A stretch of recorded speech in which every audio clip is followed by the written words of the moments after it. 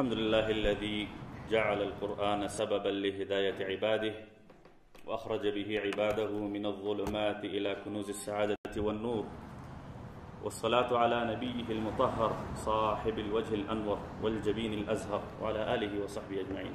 أما بعد، قال الله تعالى: ولا تكونوا كالذين نسوا الله فأنساهم أنفسهم أولئك هم الفاسقون.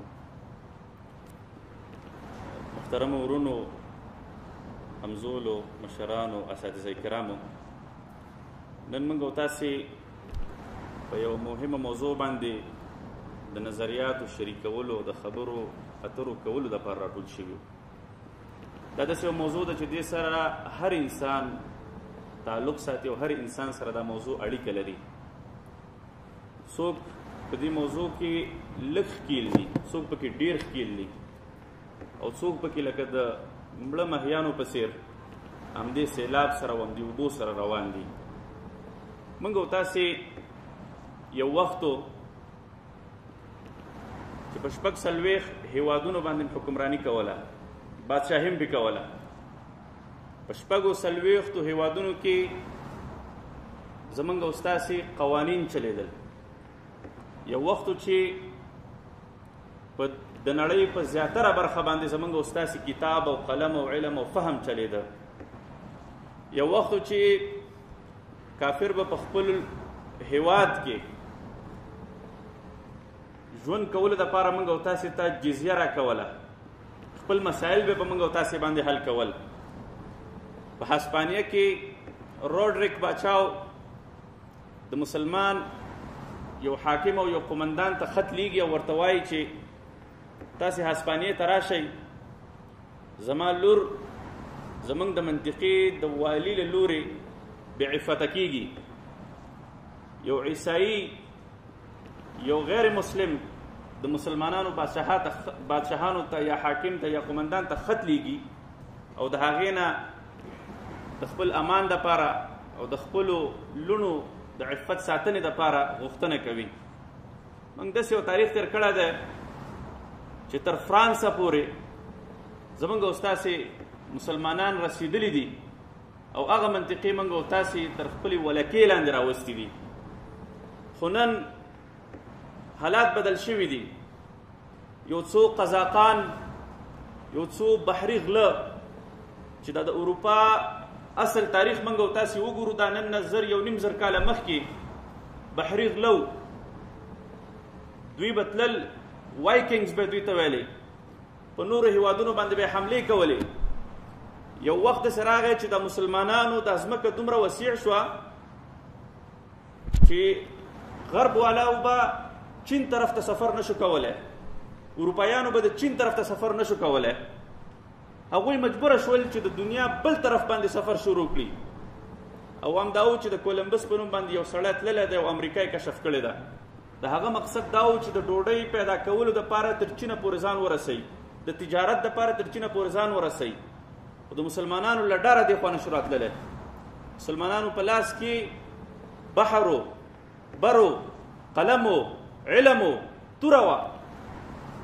امامتو د مسلمانانو په لاس کې.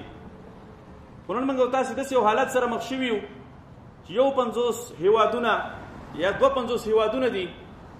په دې 52 هېوادونو کې مسلمانان د محکومیت احساس کوي. نه قلم شته دی موږ سره، نه پرمختګ شته موږ سره، نه موږ او تاسې سره هغه خودمختاره ځمکه شته دی چې په هغې باندې موږ او تاسې په زړورتیا سره حاکمیت وکړلی شو او د غرب د بندیزونو نه پاتې شو. موږ او تاسې وروسته پاتې شو ډېر. هغه څه بلاګانې وي، هغه څه مشکلاتو چې په موږ او تاسې باندې راغلل، نن د دغه مشکلاتو او د دغه فکري امراضو او د دغه سلسلې په باره کې به موږ تاسې نن خبره کوو. ډېر خلک به داسې چې هغه به زموږ د خبرو سره موافق نه وي، ډېر خلک به داسې چې هغه به زموږ د خبرو په فهم باندې صحیح نه پوهېږي، هغه به په خپل ژوند کې نه محسوس کړي. خو موږ او تاسې چې کومه خبره باندې یا کومه موضوع باندې راټول شوي یو نن، د دې مقصد دا دی چې موږ او تاسې خپل ځان ته متوجه فکري ګواښونه درک کړو چې دا څه وجه ده چې موږ او تاسې نن داسې زوال سره مخ شو، څه وجه ده چې موږ او تاسې تر دې حالته پورې راورسېدلو. په دغه موضوع باندې به موږ او تاسې نن خبره کوو. اوله کې د دې موضوع تشخیص کوم، په منځ کې د دې موضوع اضرار یا د دې نقصانات چې زموږ او ستاسې اسلامي ټولنو ته مادي او معنوي رارسېدلي دي په دې باندې به خبره کوو. او په آخره کې به د دې فکر په خلاف باندې، د غرب په خلاف باندې د فکري کار کولو، د علمي کار کولو په طریقې کار باندې به خبرې کوو. ستاسې د ژوند یو 40 دقیقې نول یا یو 40 دقیقې وخت ستاسې غواړم چې صرف تاسې دا خبره واورئ. شاید ډېر خلک دا خبر ما سره ونه مني، خو کم از کم د افکارو تبادله وشي، یو میاشت، 2 میاشتې، 3 میاشتې تېرې شي او بیا په خبرو باندې سوچ وکړو. شاید چې 2-3 میاشتې بعد زموږ د ورونو ذهنونه خلاص شي، د یو بل سره تفاهم ته ورسېږو.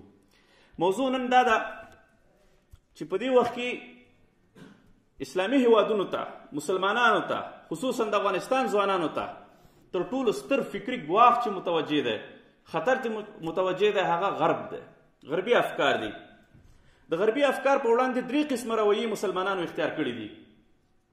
اول هغه خلک دي چې هغوی غرب قبول کړی دی. د مسلمان په کور کې پیدا شوی دی، پلار یې مسلمان دی، نیکه یې مسلمان دی، پلار یې جنګېدلی دی جهاد کې، نیکونه جنګېدلي دي، اسلامي خاوره کې پیدا شوی دی، مور یې مسلمانه ده، خو هغه غواړي چې د غربي سیکولریزم یو ډانچه یا د غربي سیکولریزم یو نوع زموږ او ستاسې په ټولنو کې حاکم شي، زموږ او ستاسې دا ټولنې هم د غرب په څیر باندې شي. دې ډول خلکو غرب قبول کړی. دویم قسم هغه رویه ده، هغه خلک دي چې هغوی نیم غرب قبول کړی دی او نیم غرب رد کول غواړي. هغوی وایي چې د غرب څه حصه دې قبوله کړی شي، جمهوریت ترېنه قبول کړو یا ترېنه سیکولریزم قبول کړو، خپل منځونه او دسونه به هم کوو، زکاتونه به هم ورکوو، مسجدونو ته به هم ځو، په جنازو کې او په اخترونو کې به شرکتونه هم کوو. خو کم از کم دا زموږ نظام دی د غرب په څیر باندې شي چې موږ او تاسې هم لږ چمنونو کې وګرځېږو او قیمتي موټرې دغه کړو، زموږ او ستاسې د 3-4 کسان سپوږمۍ ته وخیږي، بېرته راښکته شي. دریم قسم هغه خلک دي چې هغوی غرب مکمل رد کوي. هغوی غواړي چې د غرب ټوله فلسفه رد کړي. نو موږ او تاسې چې نن خبره کوو په دې موضوع باندې به کوو چې کوم خلک غرب رد کول غواړي د هغې سره څه قسمه دلایل دي او باید غرب څنګه وپېژني. ته چې یو دښمن ونه پېژنې د هغې مقابله نشي کولی. که د هغې مقابله کوې هم ستا مقابله به جذباتي مقابله وي. موږ په یو ګلوبل ویلیج کې اوسېږو، یو کلي کې اوسېږو. روزانه زموږ او ستاسې د کلي نه او زموږ او ستاسې د کور نه یو فرد بوځي، هغوی خپل فکر ته اړوي. موږ او تاسې خپل دښمن ته کنځا کوو، خو هغه په علمي ډول باندې نه رد کوو. همدا لامل دی چې زموږ او ستاسې خپل خلک، تعلیم یافته خلک، پوهه خلک چې هغوی زده کړې کړې وي، هغوی متاثره کېږي او زموږ د لاسونو نه وځي.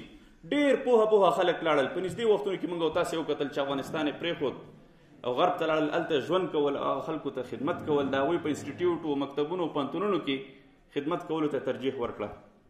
د دې وجه څه شی ده؟